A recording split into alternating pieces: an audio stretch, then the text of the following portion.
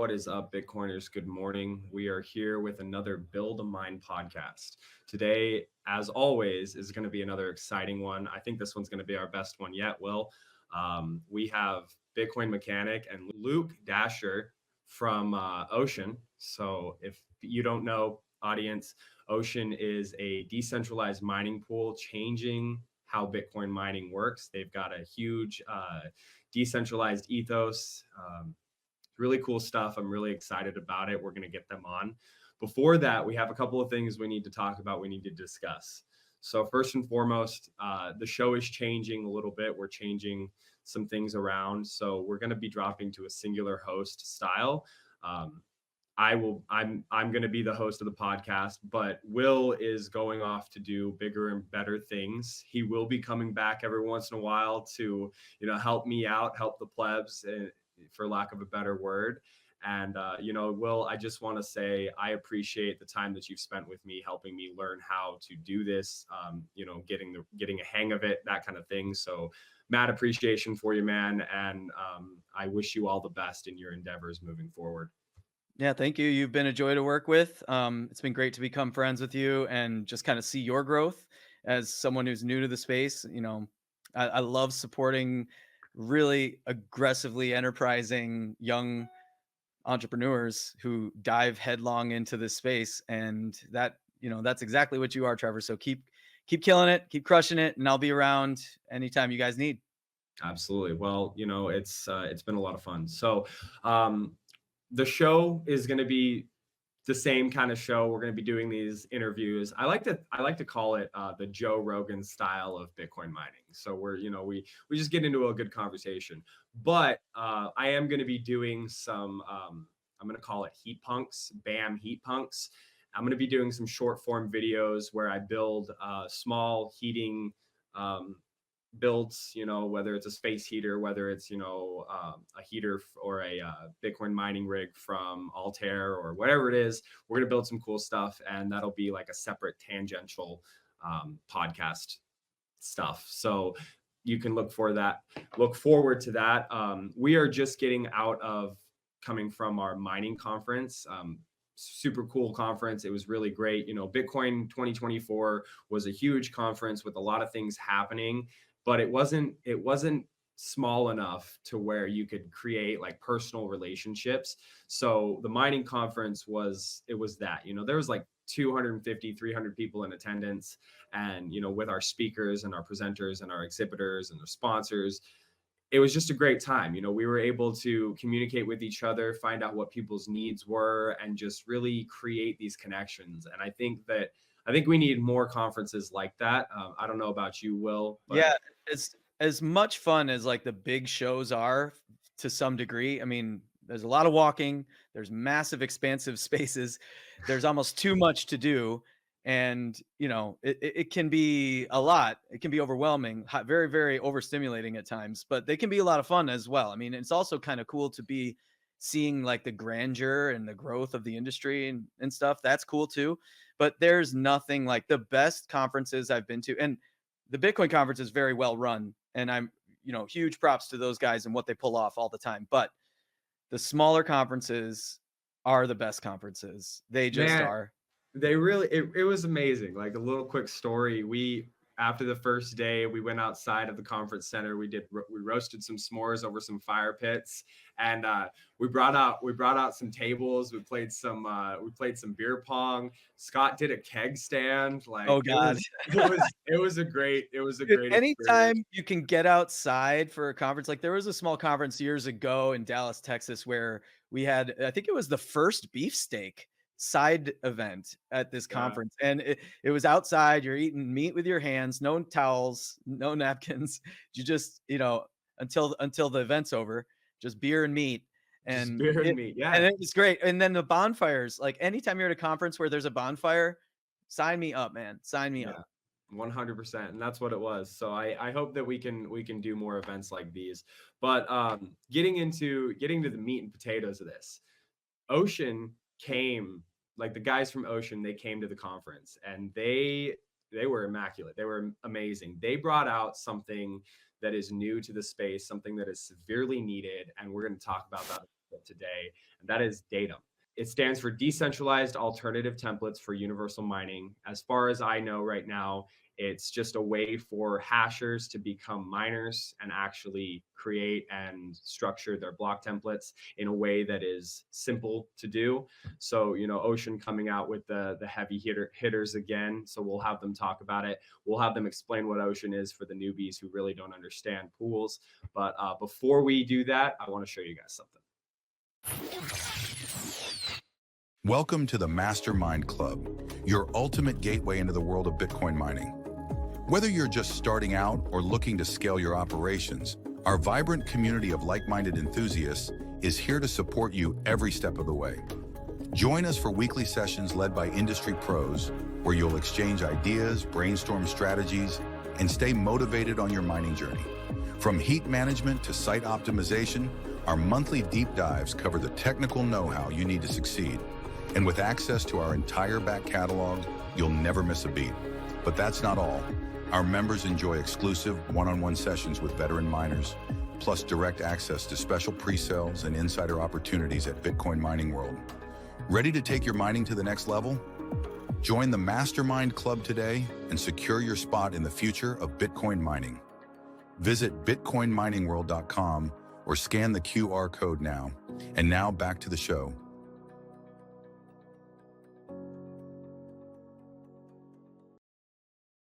Join our Mastermind Club, guys. It is now free to the community. So all of our content, all of our advice, monthly tips, these kinds of things is free for the community to join. But enough with that. Luke, Mechanic, I just want to say thank you guys for showing up on the podcast today. And thank you guys for your role at the mining conference this last weekend. You guys killed it. It was insane. It was an awesome event. And it was nice meeting you guys in person. Thanks, man. Good to be here. Yeah. So, today it's going to be pretty simple. It's just, we're just having a conversation, a fun back and forth conversation. But I want to talk about Ocean and DATUM. You guys have built Ocean around a very curious philosophy. And I think that we should kind of dive into that. Whoever wants to take it first, just kind of explain what Ocean is and why there was a need for Ocean to be created. Yeah, well, Bitcoin's meant to be decentralized, and that there are different parts of what makes Bitcoin Bitcoin, and they've all got to be decentralized. Mining as well has various subcategories. There's the hashing, there's the template construction, there's the custody of what comes out the chain. Only one of those three things is decentralized, and we need to make all three of them decentralized. Otherwise, we'll be in a bad spot. We'll just be another centralized payment processing network, right? And there's enough of them already. That was always the thing that made Bitcoin unique, is decentralization. But it requires us looking at how miners are really likely to operate in the real world and working with that and saying, hey, can you increase the scope of what you do? Collectively, all of you need to do all of the components of mining, or as much of it as possible. Let's leverage the fact that hashing is pretty decentralized and make the hashers do the rest of the mining, minimize what the pools do, and then the whole network is just in a much better state. It's much healthier, much more decentralized, and ideas like censorship don't become a thing that just isn't happening, even though it could. It moves into territory where it's just not possible at all, and that's great. If you do that before censorship starts rearing its ugly head, then you don't get an industry build up around that. You don't get the same kind of things, because once you get, a censorship industrial complex that exists as a parasitic thing on top of Bitcoin, then it becomes impossible to get rid of it, because you have to fight that incumbent industry. Right now we're prone to something like that getting built up, but it hasn't happened yet. So if you nip it in the bud now, if you make it so that miners are the ones that decide what goes in the blockchain, and they're all over the world and there's tens of thousands of them, you don't get an industry like that pop up, because it just can't get its feet off the ground. And that means Bitcoin ultimately is in a good spot. We have to be proactive, and we've got to be preventative here. We can't wait until someone comes around, looks at one of the big pools like Antpool or Foundry and says, right, you guys need to start OFAC complying, or you need to comply with some other blacklist. We can't wait for that to happen before we go, wait a minute, this sucks. And the fact that there's only two pools, really like 2 or 3 pools that are really deciding 90% of what goes in the chain, that's a problem. We need to fix it. We can't wait until that becomes a problem. We have to fix it before it becomes a problem, and then it will be, a stitch in time saves nine. You've got to fix it before it becomes a problem. Yeah, you said something interesting about two of three things are centralized that you mentioned. I think the three things were hashing, block construction, and custody. Hmm. And so I'm, just going to ask the noob question: which of those three is, in your opinion, decentralized? Hashing. The hashing is pretty widely distributed around the planet, right? There are thousands of people with very big operations mining Bitcoin. That's decent. There's like 6 people deciding what goes in the chain. That's not. Yeah. So, I mean, part of what Ocean is doing is helping to build that decentralization out. It sounds like as the pool, you're helping to decentralize hash rate. DATUM helps to decentralize block construction. Are you guys working on anything that will help to decentralize the custody model? Well, that was right out of the gate. We did that over since the beginning of the year, something like, well, all newly created Bitcoins, anything coming out of the blockchain in the reward for blocks found went to a sum total of 190 Bitcoin addresses, which is nothing, right? And almost all of that was to the same 7 or 8 addresses. Of that 190 Bitcoin addresses, around 80 of them were ocean miners getting paid out directly from the chain. Sorry, it's not 190, it was 150 something. So more than half of the Bitcoin addresses that are receiving coins directly from Bitcoin in newly mined blocks are ocean miners. So we more than doubled that overnight just by launching our pool and having our mere 0.3% of the network hash rate pointed at us. We managed to do that. So that was a significant achievement. It's a much easier thing to fix, and we've done a really good job with Yeah. it already. Well, I'm curious. Let's just name names, and again, for the noobs out there. Where are the other? Who's the owner of the other addresses? The few who are receiving the most. Well, so Foundry is obviously probably getting paid, that their address is getting paid more frequently than anyone else's. Next up will be the secondary address they use for whatever scammy protocol they're using. Then after that, you have Antpool doing the same thing. So that accounts for 4 addresses.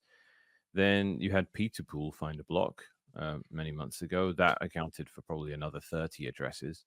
But they find a block like once every 4 years or something. So it's not super relevant to anything. But, the issue is we found out that, another 40 of the addresses or something that belong to the smaller pools, a lot of them are just all using the same custodian ultimately as Antpool.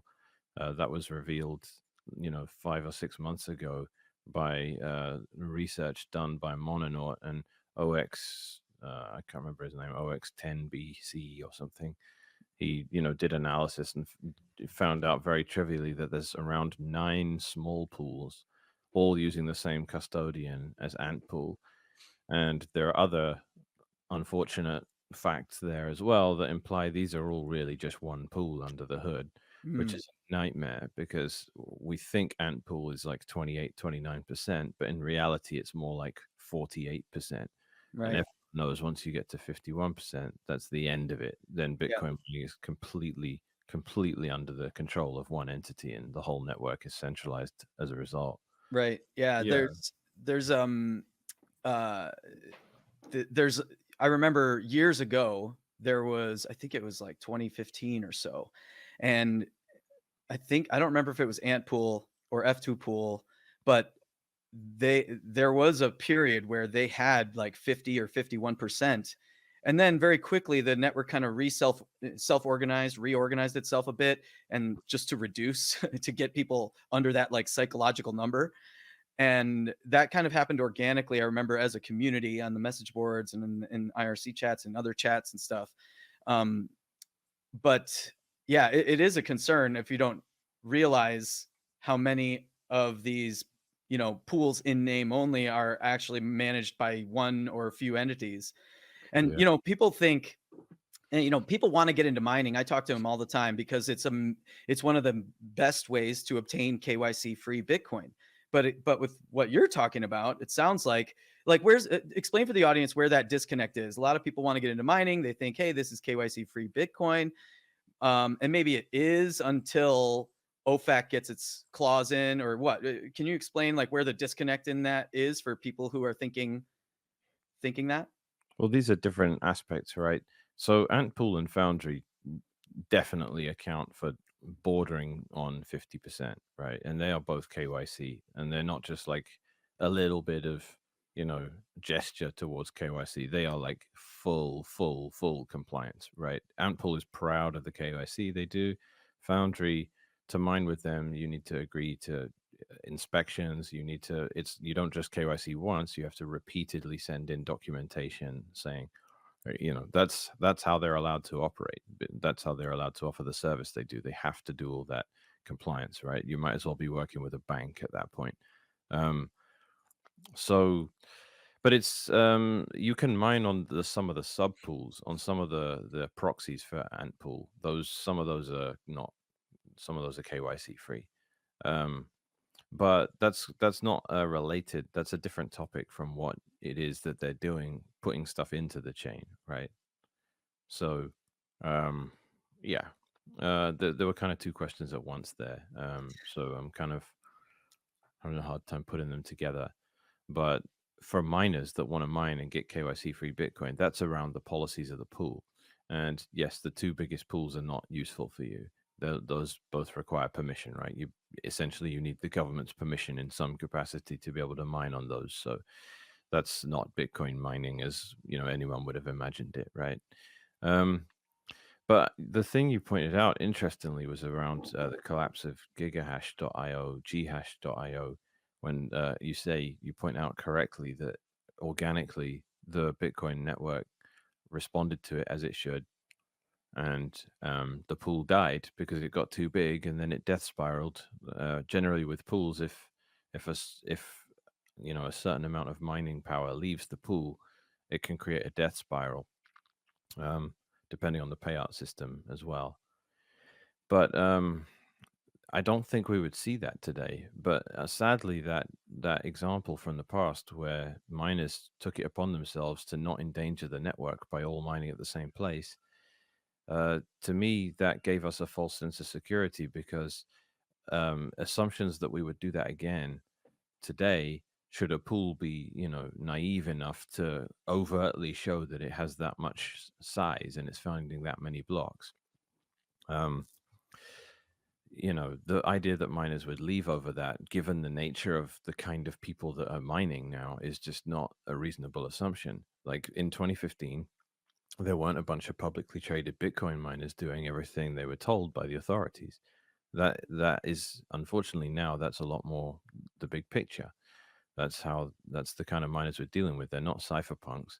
They're not people that they might even do stuff against the ethos of Bitcoin, against their own judgment, but it's just they don't want to get sued by the anyone can own shares in those companies, right? They're not private companies. So Bob Burnett makes a great point on this, where he just talks about publicly traded anything being incompatible with Bitcoin. You need to be a private company in order to make decisions that you don't kill the golden goose, so to speak.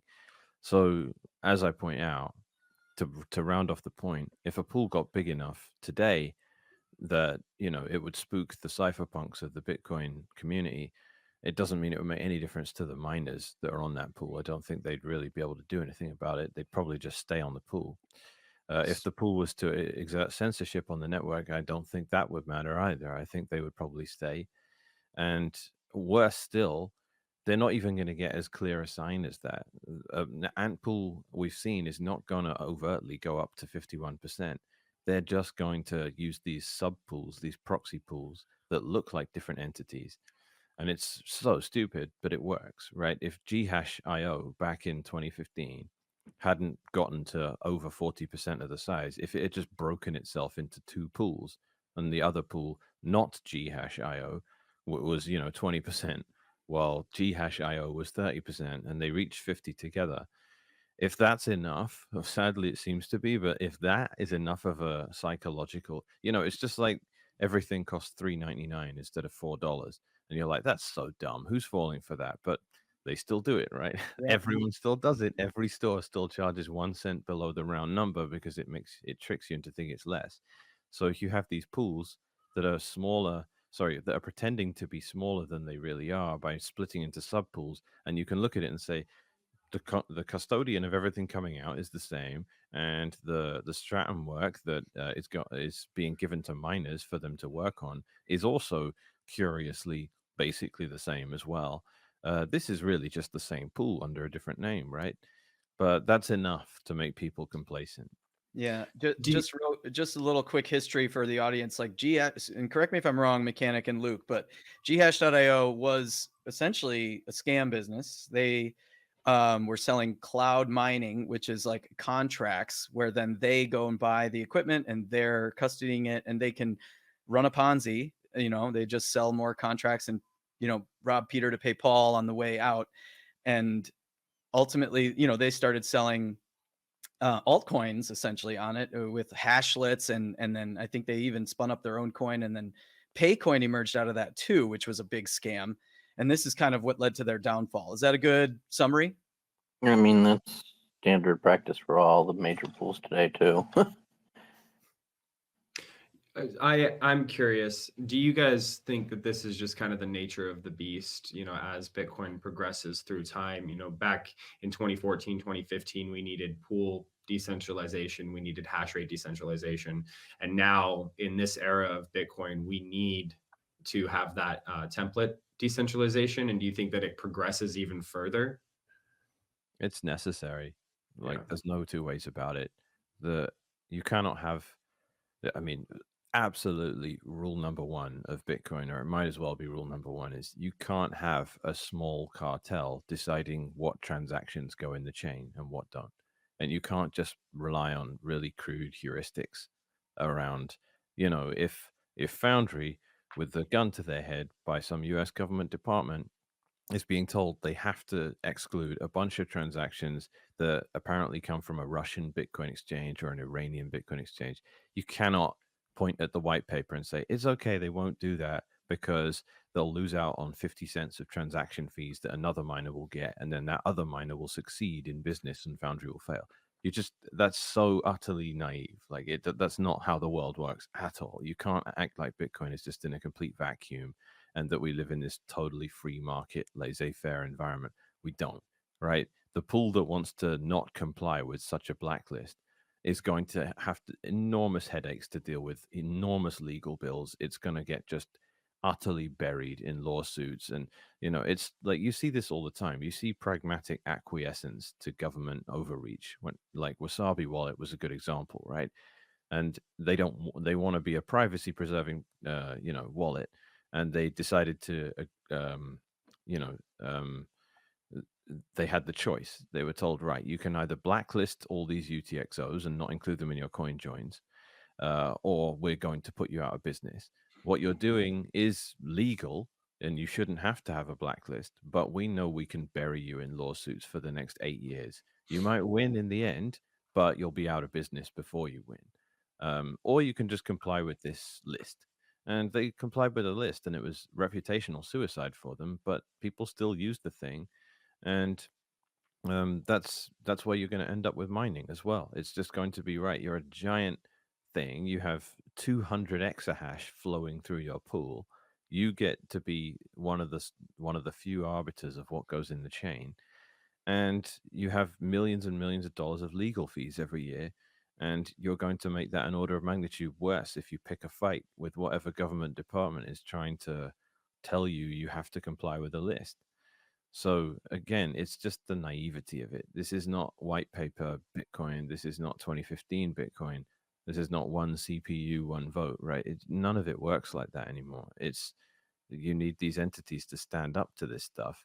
and you need to give them a fighting chance. And if there's only a couple of them in the world, they're going to regulatory capture is a thing, and the only way it can be fought is if we refuse to be complacent. Yeah, I completely agree with you. You know, coming into the datum topic of conversation, miners who are using datum actually become miners instead of just being hashers. They're actually creating their own block templates. They're structuring it in a certain way, and they're choosing what transactions go into that block. But I'm curious.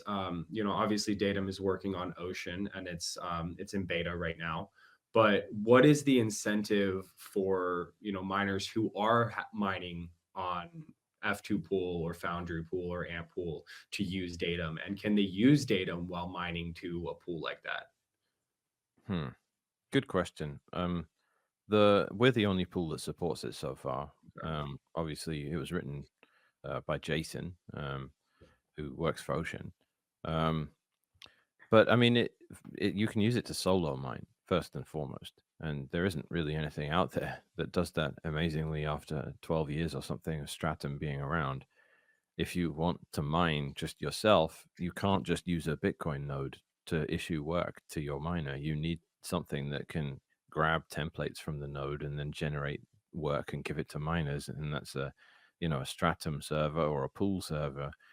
Datum does all that, and it's super lightweight. So I'm mining now with a BitAxe and with an S9 and with a little Avalon Nano, just things keeping my house warm as winter sets in. And I can solo mine with all that, and completely solo mine rather than the solo pools that will run the Stratum server on your behalf, take away the sovereign aspect of it, but give you 98% of the rewards. That's been dubbed solo mining, and they're these so-called solo pools. But really, it's a bit of an oxymoron. There is no such thing as a solo pool. Um, Really, you should just be, if you're going to solo mine, you got to do the whole lot. You got to run the node, you got to construct the template, and then no one is standing between you and the network. When you find a block, you tell the network about it, and the network pays the address you had in the block template. That's it. So Datum does all that, and that's long overdue, but that's nothing to do with Ocean. Where Ocean comes around is with a pool that actually supports miners operating in that exact way, but who want Coinbase splits, who want to actually collaborate with other miners and solve for cash flow. That is something that no pool supports. And Datum supports it. Datum says you can put in an upstream Datum supporting pool, and then you get to request Coinbase splits from us. And if all of your shares that you submit back to the pool reflect the fact that you're using the correct split and your blocks are valid, you are entitled to the rewards of everyone else on this pool. So, well, you're entitled to a split of those rewards, I should say. And that's great because that's the point of a pool. The point of a pool is just for different miners to collaborate and reduce the amount of time they have to wait between receiving any money from the network. That's the point of a pool. But the point of a pool is not for us to become a dangerously centralized element where we can start deciding what goes in the chain. Again, that goes back to the miners, and that's where it belongs. If miners are the ones making that decision, then we're in a much better spot. And that's what Datum allows for. And yeah, we support it. We've already had a miner do it. And what's the incentive? That was your question here. The incentive, first and foremost, is we charge lower fees to people that use it because there's nothing that's going to hit home quite as hard as that. The second incentive is it's going to make Bitcoin a lot more credibly decentralized, which is important for the health of it, the perception of it, the day-to-day operation of it. We can't just sit here and go, yeah, we tolerated insane centralization. We can't set that precedent. It's embarrassing. Like Bitcoin can have things go wrong, but when it fixes those things, that is ultimately what justifies the faith and confidence we all have in it. It needs to get tested and it needs to pass those tests. So currently Bitcoin is being tested. And if miners want to say, don't worry, we're going to pass this test, Datum is the tool for the job. And the other incentive they have is you get to print your name in the blockchain, which is not nothing. That's amazing. It's being done in a way that's appropriate, right? Because you're writing it in the Coinbase, which is an intentionally You know, that's intentionally random data you can put in there. That's part of the mining process. That's where Satoshi wrote Chancellor on brink of second bailout for banks, right? That it's a well-known part. It's a very important place. Let's put it that way. And better than that, mempool space, which is the most popular block explorer by far, introspects blocks mined by Ocean and looks for the name the miner wants to give themselves. So, and we've already had a block mined by a DATUM miner on Ocean, where you can go and look at the block on mempool space, and it doesn't say Ocean; it says the name of the miner instead. And that was what they chose to put there. That was Gerard from Just for Crypto, who was a big part of the conference you were talking about earlier. Yeah. He was the first one to do it. So he's mining on Datum. He found a block that he called Just for Crypto with a K. I should add, not a C, so that makes me less allergic. I'm not gonna love, me. I'm not a big fan of crypto or anything, but Yeah. yeah, he found it. He found that first Datum block, and he got to write his name there. You see a little ocean symbol, but then you see the name of the miner rather than the name of the pool. And eventually, with enough people on Ocean, enough people using Datum, you just, when you look at that timeline, instead of it just saying Foundry, Foundry, Antpool, Foundry, Antpool via F2 Pool, Foundry, Antpool, Foundry, Antpool, like instead of seeing these same names over and over again, you're just going to have random names. And it's going to be miners that you're like, oh, who's that guy? Don't know. Like, all I know is his Bitcoin address. Like, this is Yeah. just so much more resilient. Well, and I think that's a really cool way to kind of market it to people. Block space is scarce, and to be able to put your name or whatever you want to say in a block and present that to the blockchain is an interesting idea, and I think a lot of like things could come from that.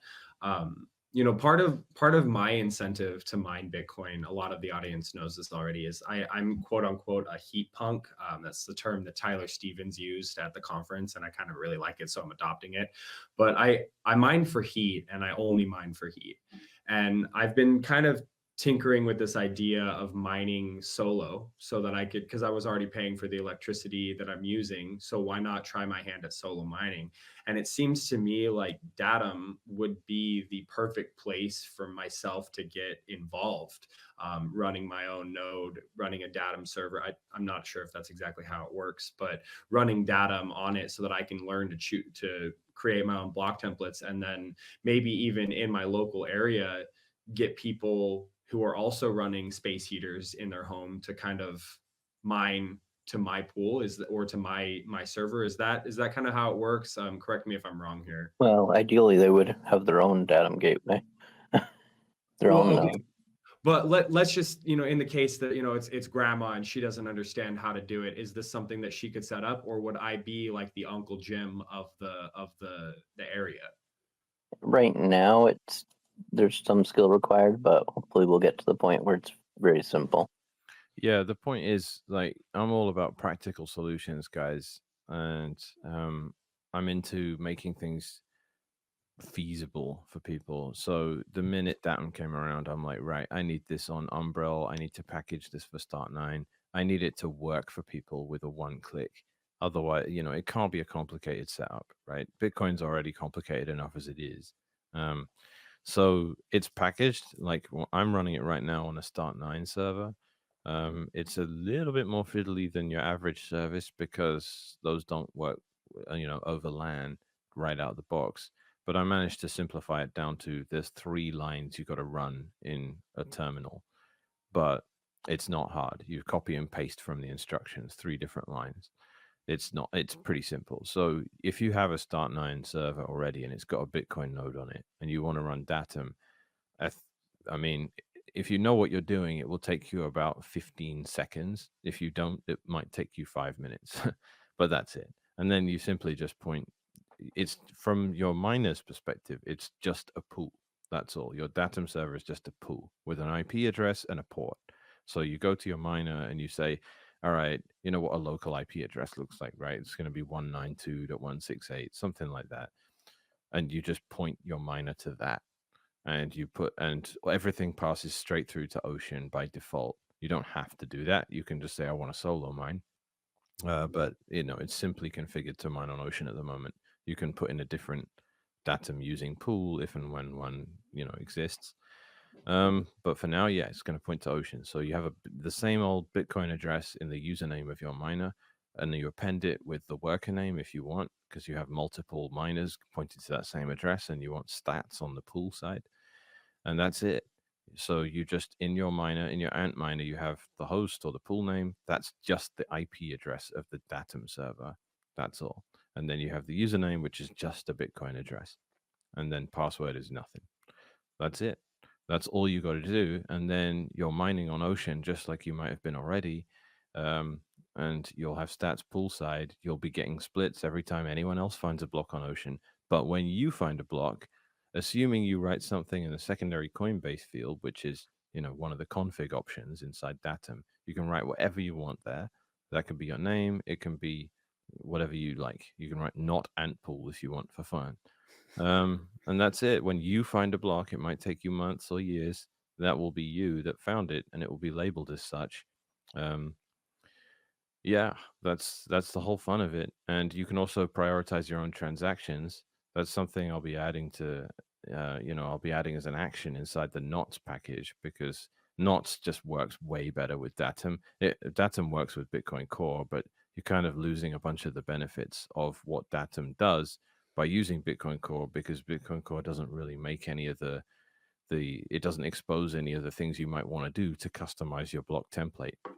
Like mostly what ends up in a block is informed by mempool policy, and you can't really change the mempool policy in Bitcoin Core as meaningfully.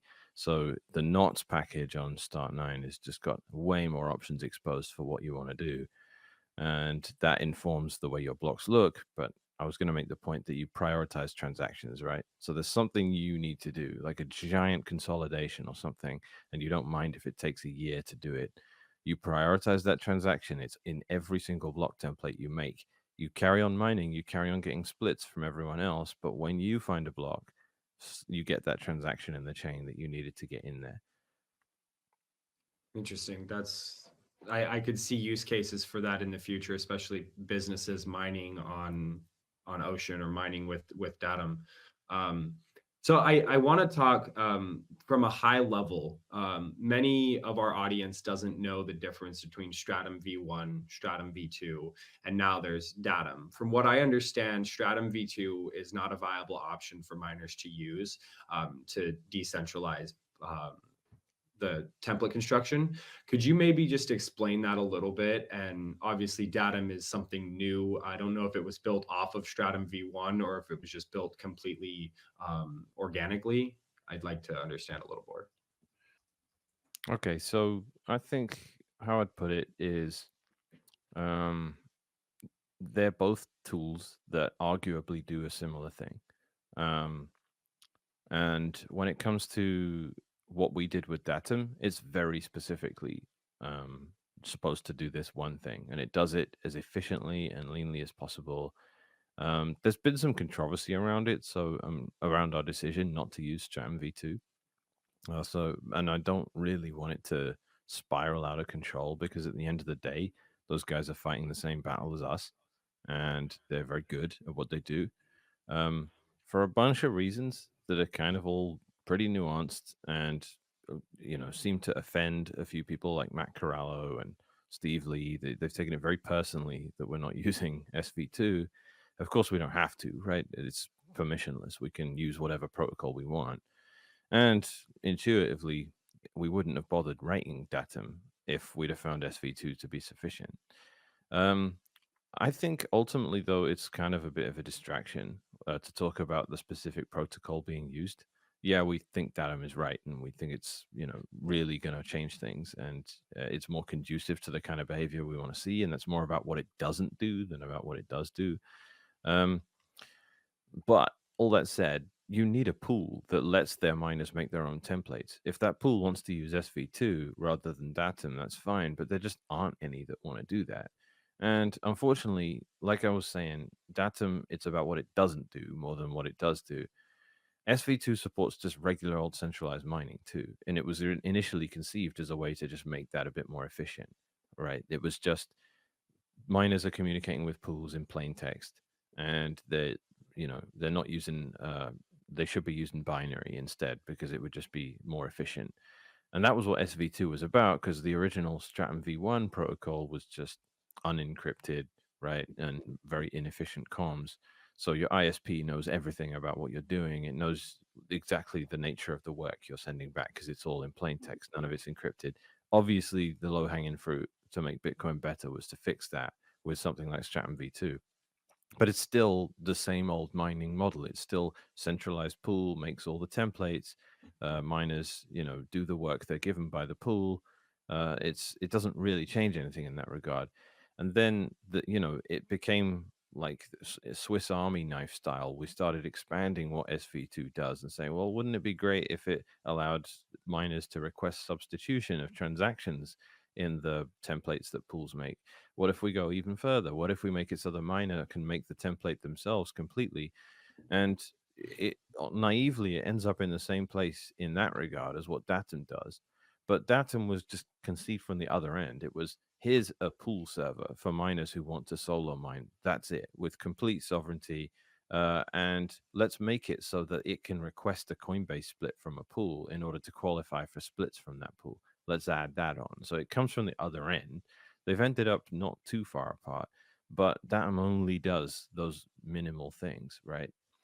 And as a result, it's just more conducive, I would say, to the specific behavior we want to see people do. But again, I want to reiterate the fact that Ocean wants its miners to make their own templates, the fact that we offer a discount for miners that do, is the important part here. Like, because there's a lot of pools out there that are making this virtue signal towards decentralization by supporting SV2. But not only do they not allow miners to make their own templates with SV2, they're not even the pool isn't making its own templates. So something like Brains is a good example, because they are sort of, they've been, SV2 has been under their purview for a while, and they've done a lot of work on it. And Brains OS is one of the few Antminer aftermarket. Well, it's one of the few firmwares you can have on a miner that is SV2. But is anyone making their own templates? Absolutely not. And they're also mining on a pool that doesn't have any interest in that, because even Brains themselves don't appear to be making their own templates. They just look like ant pool work because they're just a proxy pool for ant pool at this point. And so that's moving in the exact opposite direction of what we want to do with DATUM. And they're using a tool that allegedly is supposed to help decentralize everything. And if you're not going to use it that way, then it certainly won't. So to me, it's less about the tool. It's about the intentions of the people that made the tool and how they're implementing it. But at some point, yeah, we're going to get into the weeds on a technical level around how DATUM is different. But it's fundamentally just DATUM is there for decentralization of mining. It's not there to make centralized mining encrypted and a bit more efficient, right? Which is where the initial concept for SV2 came around. But when it gets into the weeds of it, like specific differences in the code, benchmarking, which hasn't been done yet, that's where it's going to get interesting, right? We really want to see how good these protocols are. The contention generally is that SV2 there's a lot of technical debt, there's a lot of bloat. It's been around for a long time. We're trying to make a broken thing better. DATUM was just built fresh from the ground up in a few months. It's very lean. I have a Raspberry Pi 4 that can handle thousands of miners connected to it. The hard part is running the Bitcoin node. That's amazing, right? And DATUM uses SV1. It can use SV2 as well because, as I mentioned, SV2 is a Swiss Army knife. It does lots of things. Encrypted communication between the miner and a server can be done over SV1 or SV2 when it comes to DATUM. So that's sort of been the fun part I'm anticipating of all this, which is the people that are really annoyed and offended that we didn't use SV2. Eventually, we're going to support SV2 as part of the communication of DATUM. Like if and when Bitmain finally release SV2 firmware for their miners, it makes sense for us to communicate with DATUM using SV2 rather than SV1 because there is an SV1 server inside DATUM. So it's just going to be funny when DATUM supports SV2. People are going to say, wait, I thought you had to use SV2 instead of DATUM. I'm like, no, there are different elements to what it does. So that's going to be fun and confusing for a lot of people because, they're not they don't directly compete on all elements, right? But at the same time, the fact that DATUM uses SV1 is a massive win because that's what exists, that's what everyone's using.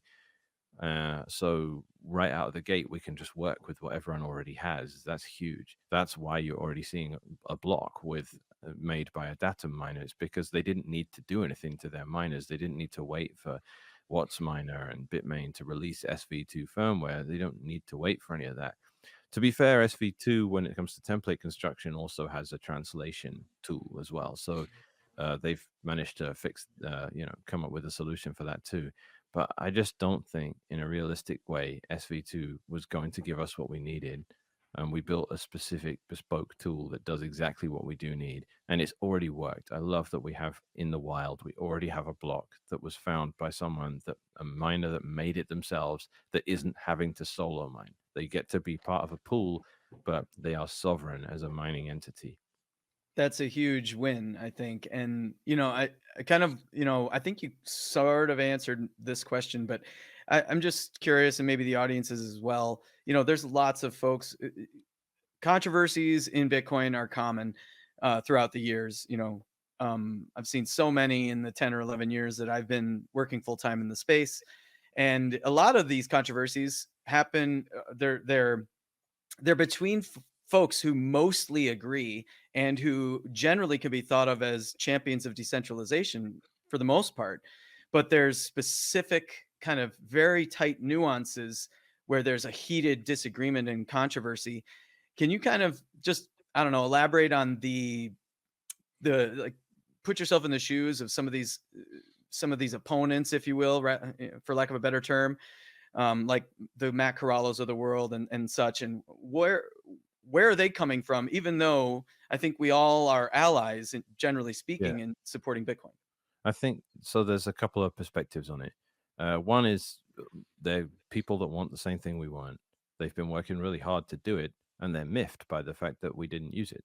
And they want to know, like, hey, look, I've been working hard on this thing. I think it's really good. I respect you guys, and you've chosen not to use it. What's up, man? Does it just suck? Like, and that's, I totally get that. I'm not saying SV2 sucks, by the way. It doesn't. I'm just saying that's disappointing as a developer in an open source community, right? You're working hard on a project that someone in the same area as you decides not to use. Totally get that. Totally empathize. And I think that's just really genuine. Like, let us know what it is about it that you didn't like, because that's that's an opportunity to learn, right? Or maybe at least you tell me and I understand all of your concerns and I don't agree with them. By the way, that's just dialogue. That's just communication inside an open source community. That's fine. I totally respect that. It's a little above my pay grade, frankly, to be able to get really down into the weeds of it. But there's also like the other perspective, which has just been straight up, I'm offended that you didn't use this. How dare you not use it? And you have to use it, and you must collaborate. Like, you just going out on your own on a limb is just disrespectful. That's been another perspective on it, which I just, like, I'm sorry, that's just ridiculous. Like, we really don't have to use the thing, and we didn't want to, and we'll explain why we didn't want to anyone that's curious. But again, Jason's going to have to start elaborating on that a lot more, and then I can slowly start to understand the depth of his perspective and then be able to communicate it. I don't know, Luke. Hopefully, you. I don't know how involved you were in that decision. What's your opinion on it? Long run, maybe it make more sense to use SV2, but it really depends on how it develops further. Today it's not ready, but so we got this quick thing that we can throw together that just does exactly what the network needs right now. But who knows how that develops in the long run. Yeah, I used this analogy on Guy's podcast a little while ago, where it's like it is a Swiss Army knife, and someone's added a hammer onto it, and it's technically a hammer, but go and look in anyone's toolbox, and they just have this one tool, a hammer. That's all it does is hammer, and it's really good at that one thing. Like, that's what DATUM is, right? And someone else that's made like a multi-purpose 50-in-1 screw driving thing that gets stones out of horses' hooves and a toothpick and all that. And it's like, and it also hammers stuff. And we're like, Yeah, that's not the right tool for this. Sorry. Like Yeah, we're just it, gonna build a simple hammer that does one thing, and its simplicity. Like on paper, right? Wouldn't it be great if a hammer was also a screwdriver? Like on paper, that is just strictly better, right? But in reality, the best hammer is going to just be a hammer. Like, and it like counterintuitively, the fact that it only does one thing is a feature, not a bug.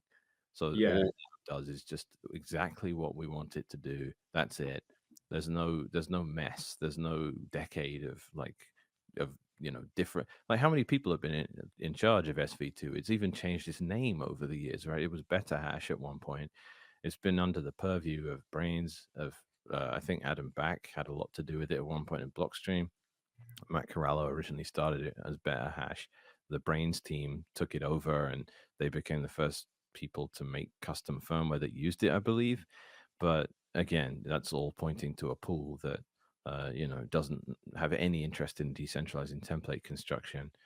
So I mean, it's just become a mess. It's like there's so much sort of noise around the whole movement of SV2 improving Bitcoin mining, and it's just taken years and years and years, and we just haven't seen any progress.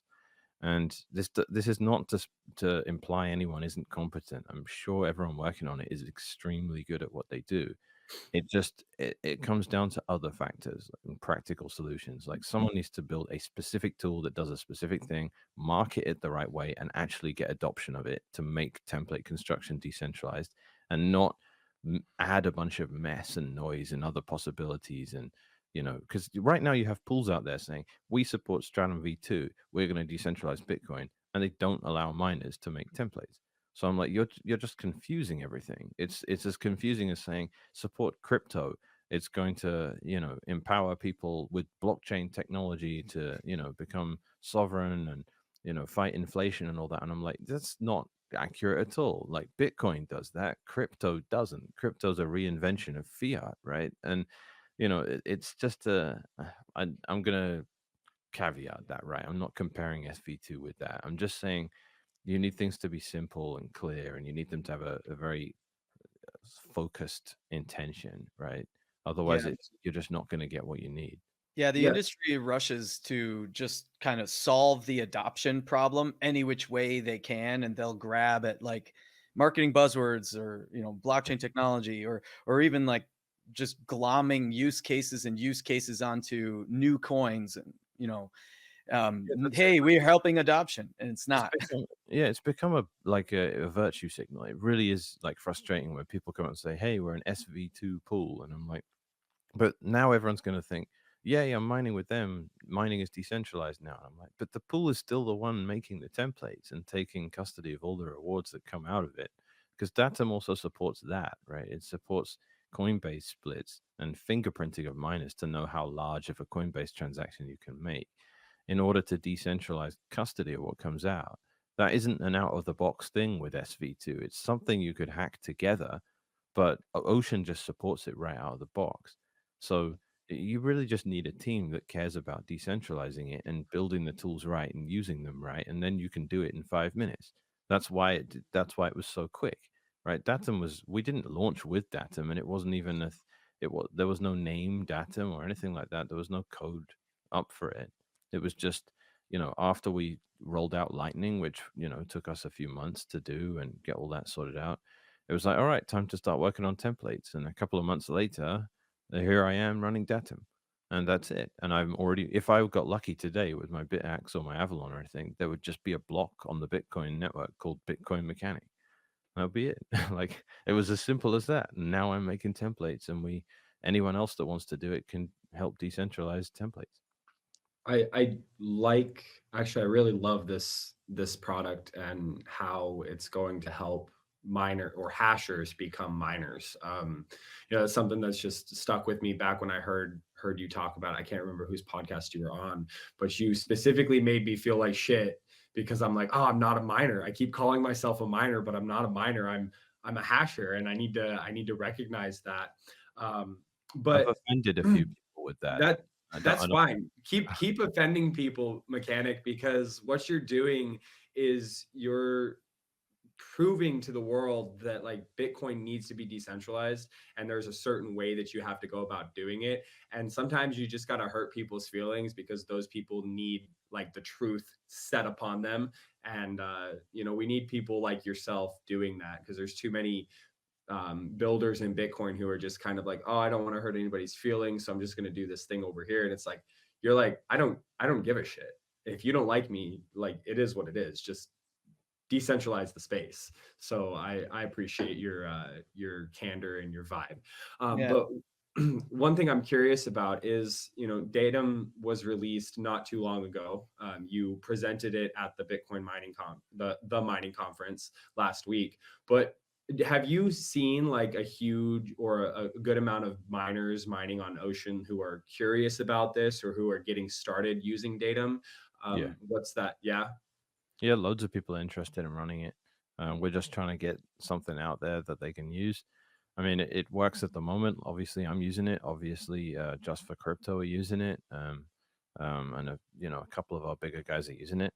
But it's a little contrived at the moment. Like we have to put some guardrails on some things to make it, not we need to make it possible for people to use it who we don't know, who don't really know us, who don't have as direct a line of communication, just so we can help them get set up and use it all right.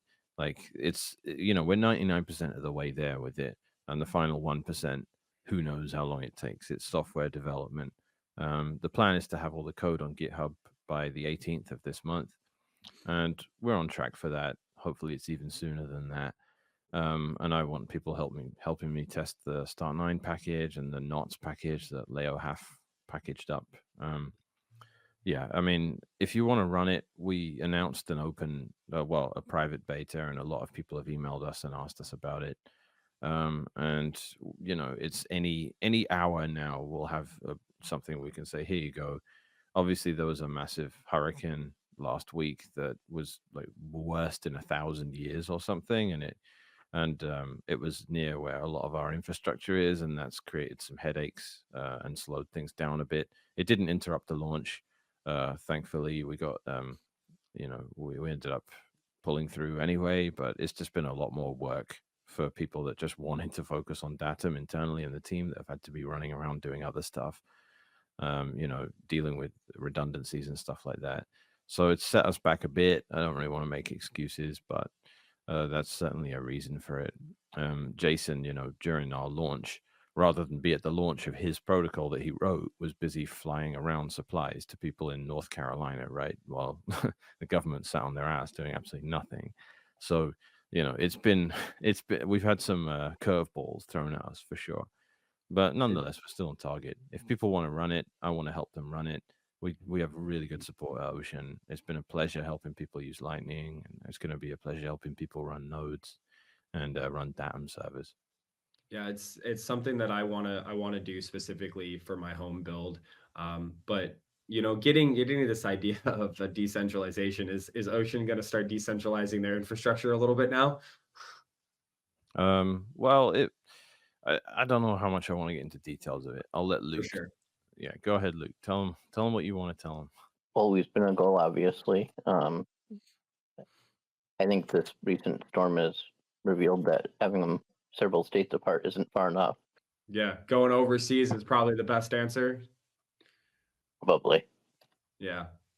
Awesome. Well, I kind of want to hear you guys' take, and I'd like the hot takes because it just helps the audience understand a little bit better. But what would you say? We've talked a little bit about the naysayers towards Ocean and Datum. Like, what would you tell them? What would like be your 3-sentence or 1-sentence response to anybody who says that Ocean is filtering spam in a way that's not conducive, or that Datum isn't what we need? Yeah, I'd say if you don't like the way someone else constructs their templates, you can either cry about it or you can make your own templates. One of those is a real solution, and the other one is fiat and nonsense, right? So if you want a template to look a certain way, you need to make it yourself. That's all. Like it's as simple as that, and Datum gives you the opportunity to do that. Always the irony should have been lost on no one that a pool that wants to decentralize templates was attacked for the way it made templates at the beginning when it launched. That would, to me, Yeah. was like, well, if you don't like it, we're the only ones building the tool for you to do something else. No one else is. Like, like the solution to an ocean template you don't like isn't to go and mine on Foundry and just do whatever you're told by them, and then complain at them if they ever do something you don't like. You have to take your sovereignty back. Yeah, I think a lot of people complaining didn't really understand the full nuance, the full picture of what was happening here. So it's just kind of people like to complain about things that they don't know. Yeah, we always made it clear as well. Like if and when it comes down to, templates and disagreements, like I might not like what you do with your blog, but I'll die for your right to do it. And that's the deepest principle on which we're founded, right? So there might be some pretty horrible things go on in ocean blogs, or horrible from one person's perspective and fine from another's. But that is the point. That is decentralization. That is censorship resistance. That is what that looks like, right? Free speech means freedom for people to say stuff you don't like, that you don't want to hear. That's what free speech is. And if you try and subcategorize it into, oh, but that's hate speech, then it's just nonsense, right? We know that doesn't work as a principle. So same with this. You need to be able to put what you want in a block. Otherwise, Bitcoin isn't actually decentralized. That's a perfect dovetail into my next question, which is, I'd like to get your guys' opinions on things like ordinals and runes. I've heard Guy Swan's opinions. I've heard a lot of other people's opinions. I don't think I'm a strong enough Bitcoin miner to really fully make an opinion on it. So, as people who have been in the space, you guys are builders, product developers. What is your opinion on ordinals and runes? I can give a real short answer, and I know Luke would rather not give this stuff any oxygen, but I think we kind of won the war. We kind of won the war, Luke. I think, like at the moment, that there are like 4 flavors of spam, and 3 of them have died, and they were all the worst kind in comparison. So, ordinals is just this idea that 1 sat does not equal 1 sat. You have rare sats, which is it just doesn't work that way. You can't have having a rare sat is as silly as having a rare degrees Fahrenheit, right? It doesn't make any sense. You can't sell a degree Fahrenheit. It's a unit of measurement of temperature. It isn't an actual thing you can sell. Like if it gets hotter by 5 degrees today, I don't get to be like, yeah, the third one of those 5 degrees where it got hotter is worth more than the others. It's as stupid as that. But unfortunately, you can sort of make an interpretation like that popular enough, and if you make a market for that rare degree Fahrenheit and it starts trading, I guess it exists, right? Like, and the problem with that is it's an attack on fungibility because you ruin the moneyness of Bitcoin on a fundamental level. It's like 3 characteristics you need to be a money, and fungibility is basically the most important one. Because if your currency is not fungible, you have to barter again. That's like and Roman sestertius, great example, or any defunct currency, they're still valuable. If you get some Roman sestertius from like the year 20 or something, it's valuable, but it's not functional as a money because you don't know what year it's from exactly, and you don't know how many others there are, and you have to compare the condition of all these collectible items, right? That becomes really annoying and clunky and inefficient for a money. The whole reason money works is because every unit is equal to every other unit within it, and you don't have to care about the specifics of it. $1 equals $1. It's fungible. That's why it's functional. If you have to care about whether that's a special dollar or not, that's barter. Like if you're selling a chicken, oh, is it a big chicken or is it a diseased chicken? I have to care about this in a system of barter. You don't have to care about that in a functional money. So any system of interpretation that says 1 Bitcoin does not equal another Bitcoin is the most harmful form of it's the most harmful heuristic you can try and impose on top of Bitcoin. So that was the worst one, and that died. Inscriptions was an abuse of um, the Taproot, something that came along as a result of SegWit and Taproot, where people could stash data in that was pretending to be a transaction and get around the up return limit, or sorry, the data carrier size limit. That was annoying too because these people that were storing data, which is not what Bitcoin's for, it's for transactions, were getting cheaper transactions than cheaper use of the chain than anyone else. That was really annoying, right? That was like, we've messed up the design of Bitcoin here. Actually, we've really created an issue, and miners need to stop allowing this bug abuse. So you have an attack on fungibility in one sense. You have a bloating of the UTXO set, which was really annoying too, and another thing we've been trying to prevent for years. And you have abuse of the witness discount.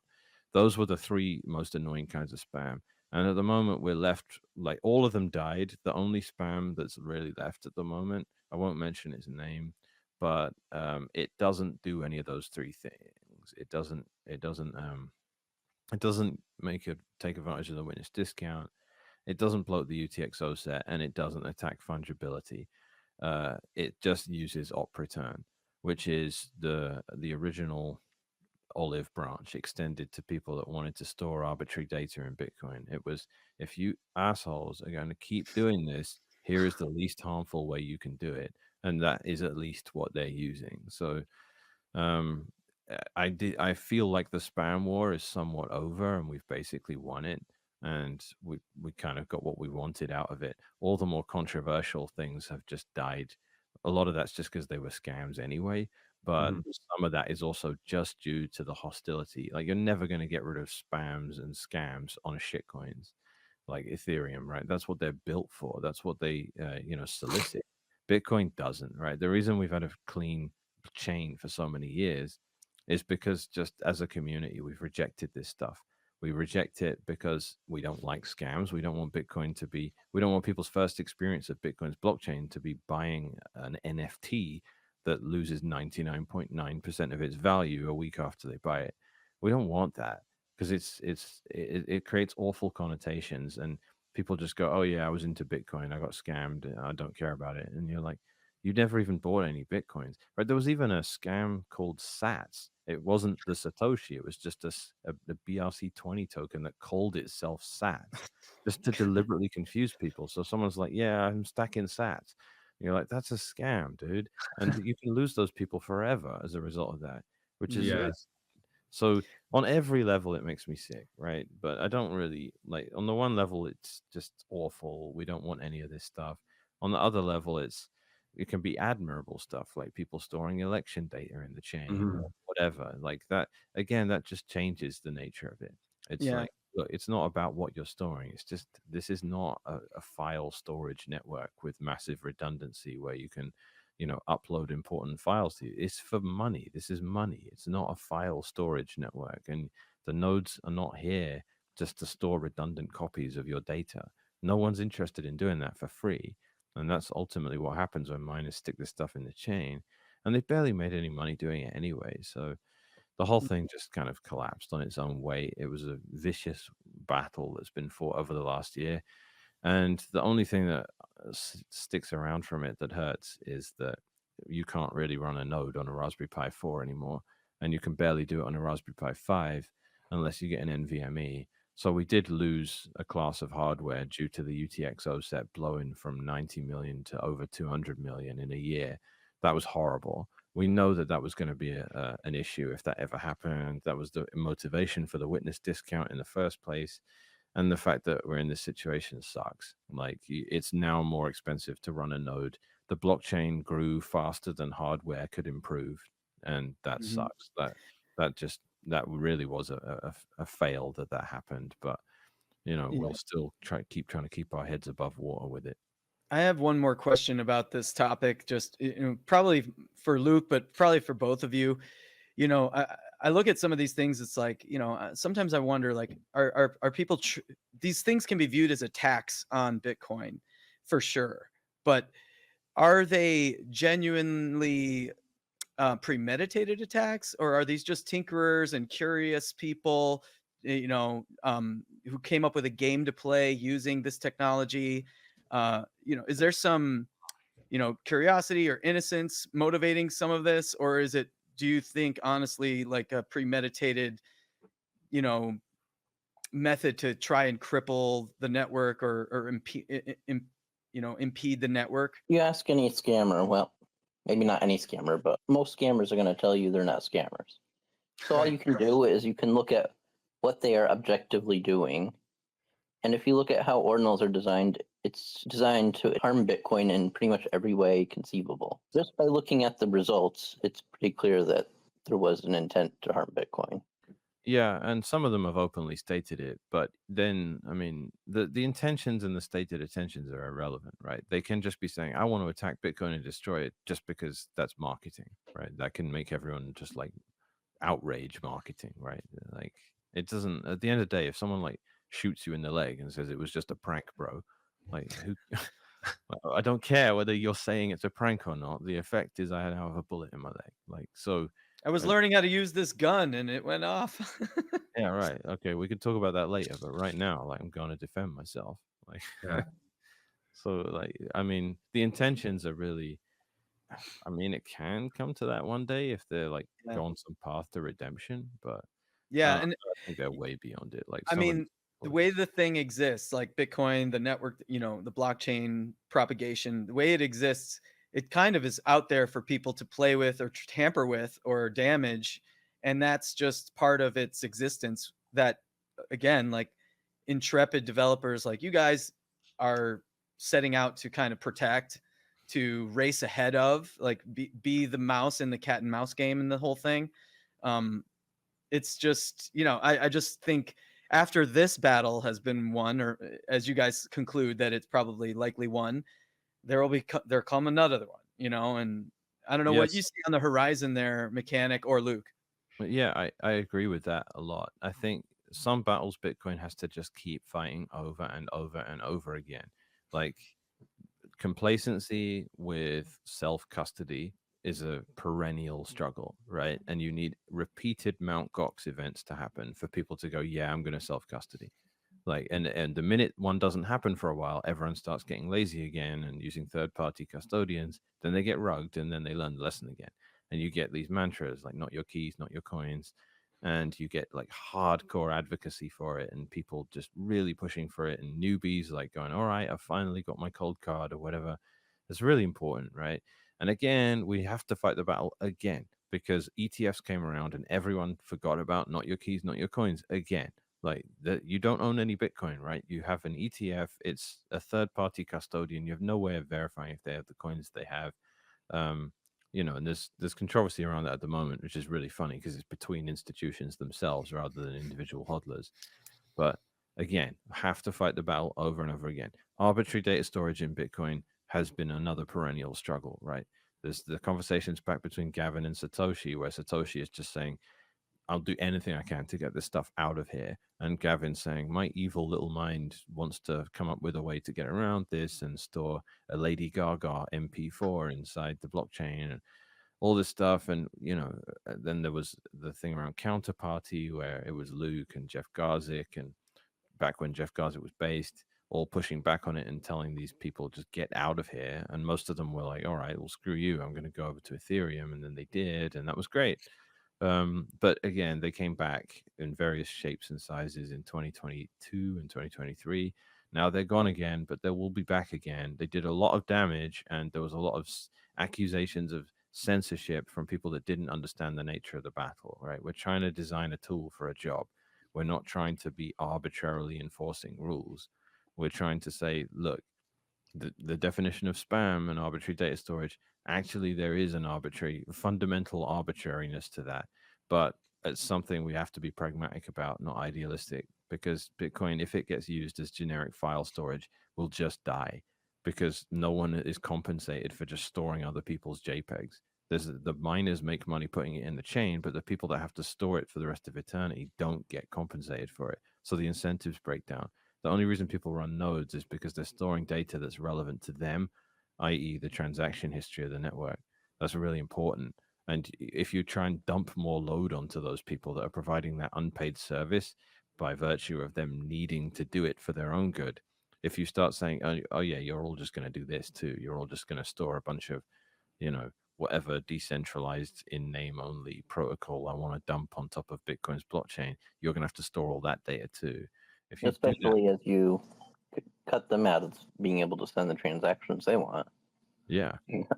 Yeah, they get pushed off to third-party custodians or other layers, That was there's a lot less transaction activity as a result of the chain being full of stuff that it wasn't designed for.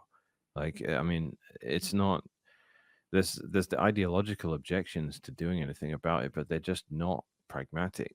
Because if people are going to use Bitcoin for stuff that isn't money, then it becomes worse. That's just in every sense. The community gets inundated with people that don't respect decentralization, that want to just turn it into another shitcoin. They start pushing for soft forks that make their life easier, that don't help the rest of the chain.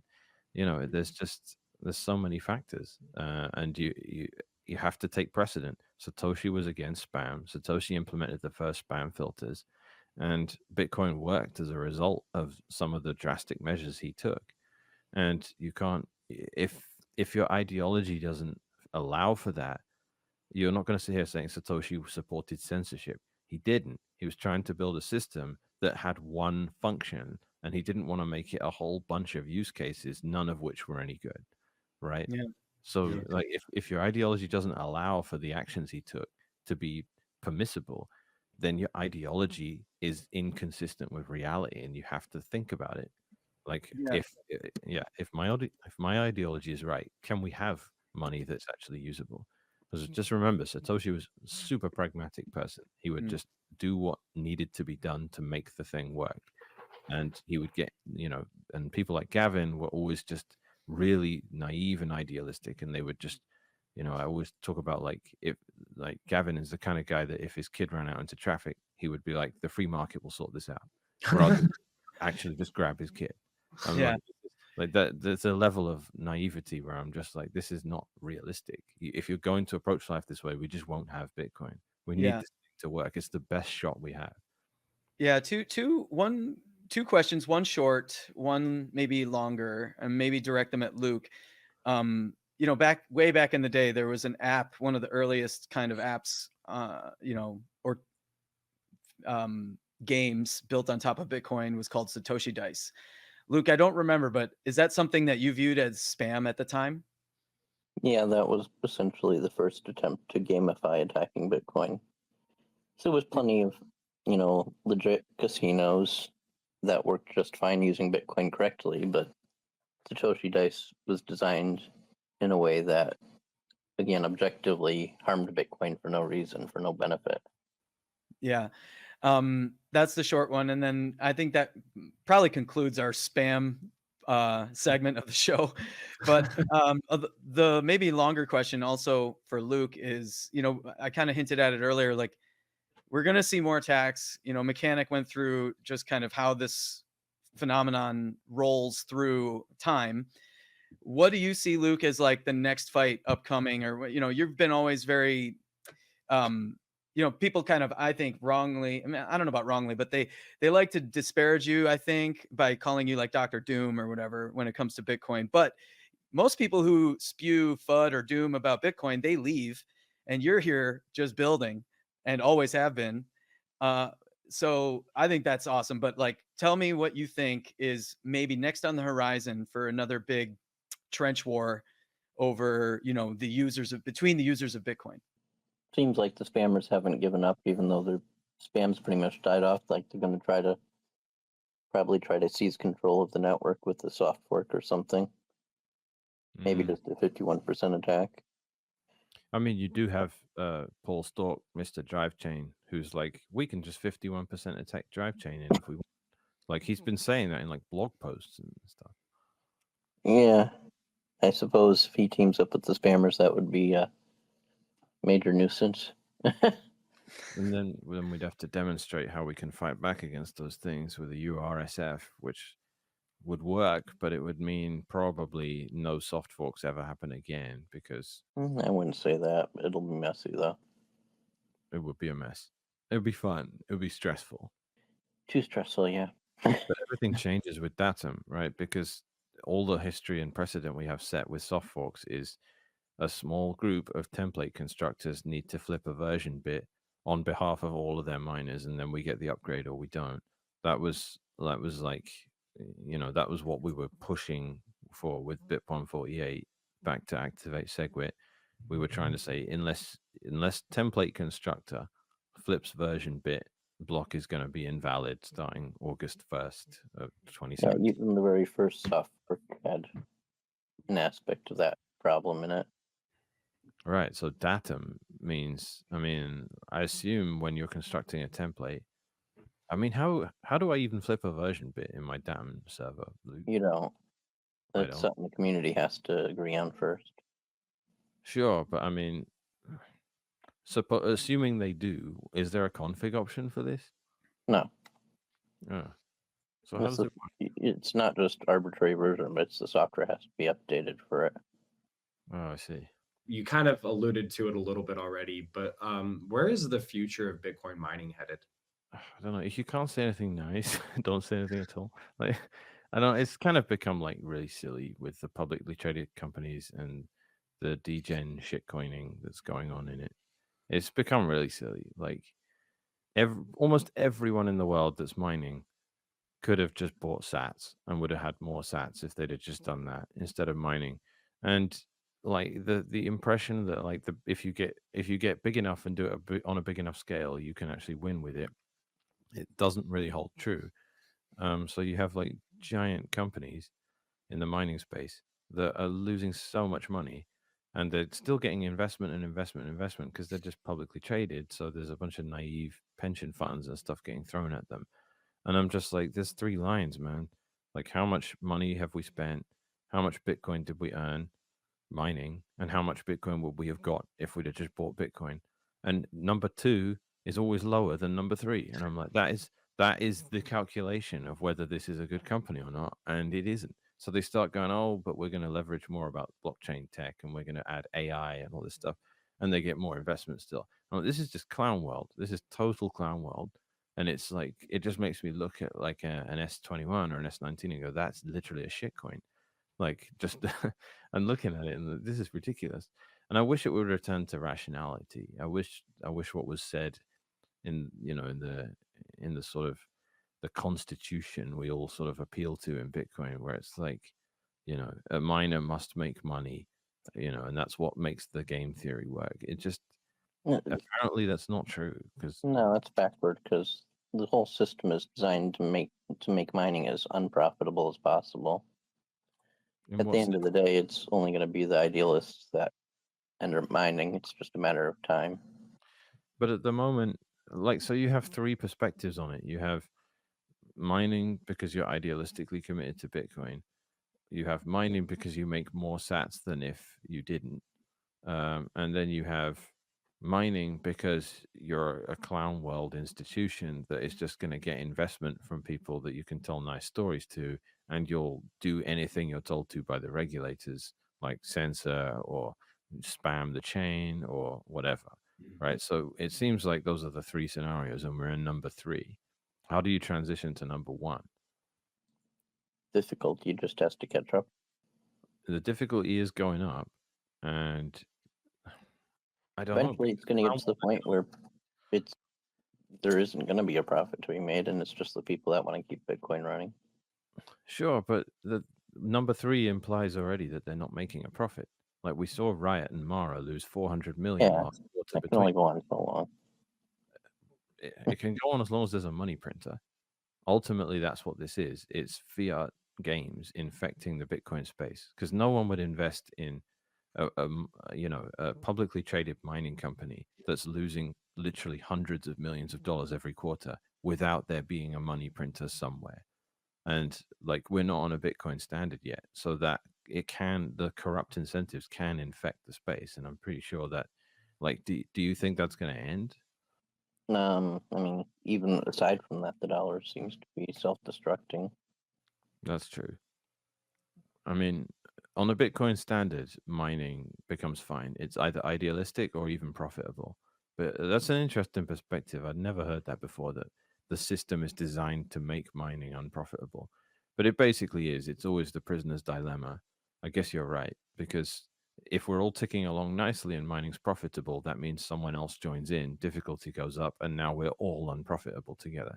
Like it's freaking brutal. Yes, it is. I personally, that's kind of why I only mine for heat reuse is just because I get the added benefit of using the heat, which is something I was already paying for. So why not make sats instead of not making sats? So that's kind of where I stand on it. And I think, and I guess I'm not really smart enough to really understand the dynamics and whether or not like this is true. So it's more of just kind of like a hypothesis. But, you know, I believe that the future of mining will be in the heat reuse side of things, whether it's businesses or home miners mining for heat as the product instead of mining for Bitcoin as the product. Yeah, no, that's true. I know it's true because my garage, I was like, I have to heat this thing, and I'm not going to use the baseboard heat because it's a waste. Like, I need the heat to be a byproduct of Bitcoin mining because it's just less wasteful. At the same time, you've got, if you have an economy that's built on Bitcoin, people are going to be mining also just to keep Bitcoin running and get their own transactions confirmed. It may, you know, at some point it may be the governments that are mining to protect their own economy within their borders. But there's going to be some proportion of that. What Luke just said, I haven't thought about this guy in a long time, but like, because he's kind of gone dark. But it just made me think of Jason Lowery and his soft war kind of thesis. And I never read the entire thing. I've read portions of it, and now it's hard to find. But Luke, can you kind of, I don't know, what are your thoughts on Jason Lowery and his theory and how it kind of comports to what you just said about nation state adoption? Who? I don't know enough about him to comment. Yeah, well, maybe, you know, Luke, I know you're head down working hard on stuff all the time, and I thought it was a joke you were telling, but maybe not. Jason Lowery he's I think he works for DOD and then Space Force, perhaps. He's you know, he's a military guy. I think he was at MIT, and he's, you know, very big fan of Bitcoin. He wrote a theory down in a booklet called Soft War, and I think he self-published it, and then I believe he was told to remove it from sale and kind of stop selling it and you know, kind of go silent.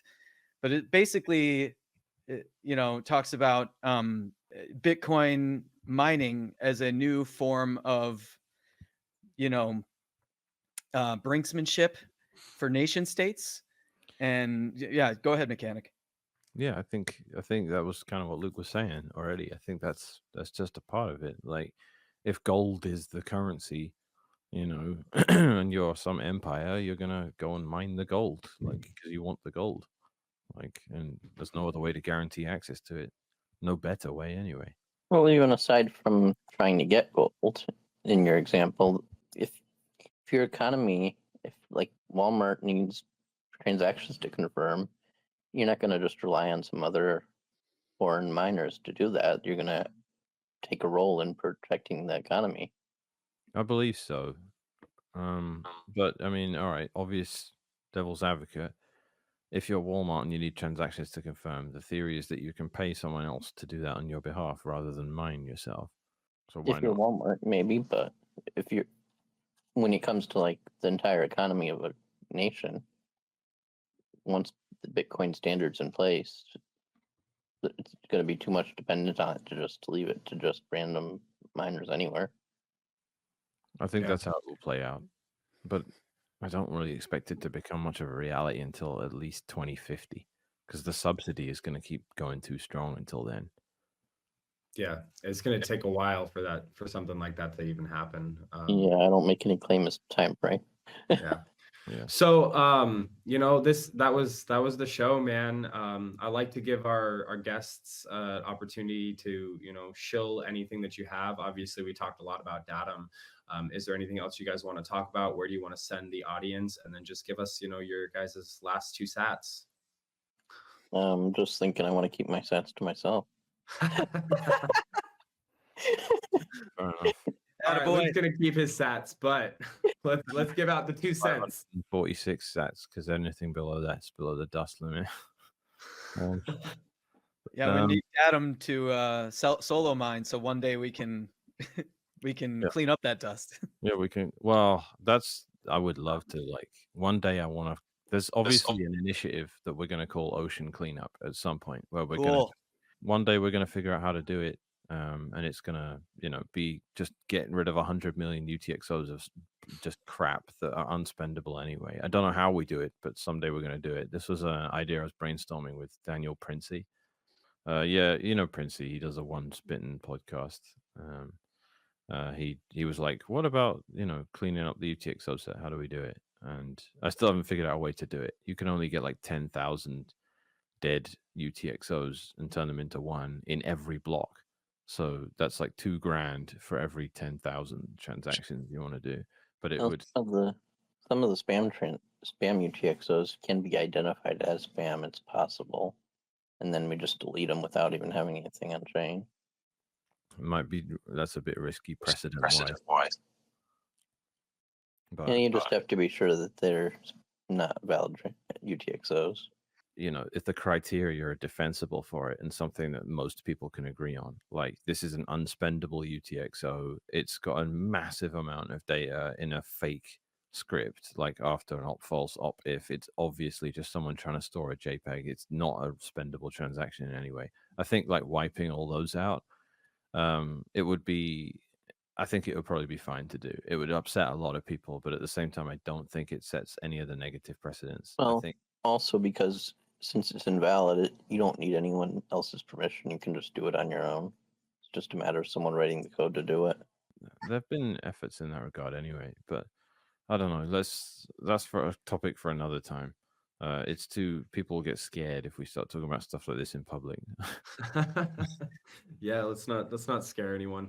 I do want to say thank you guys. Thank you, Luke, Mechanic, and Will, for coming on the podcast today, for helping me understand these topics a little bit better.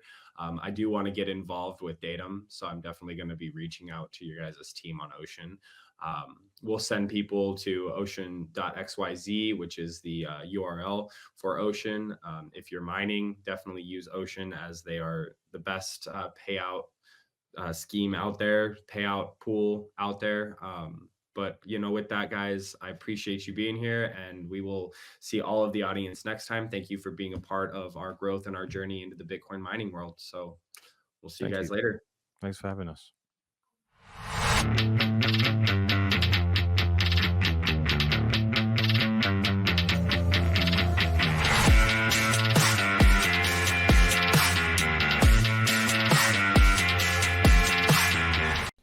Please note, the Build a Mine podcast provides information for general educational purposes only. This information should not be construed as legal, financial, or investment advice. We do not guarantee the accuracy or completeness of any information presented, and we encourage you to consult with a professional advisor, legal advisor, and/or financial advisor before making any financial decisions. The Build a Mine podcast and its affiliates are not responsible for any losses incurred as a result of using the information provided.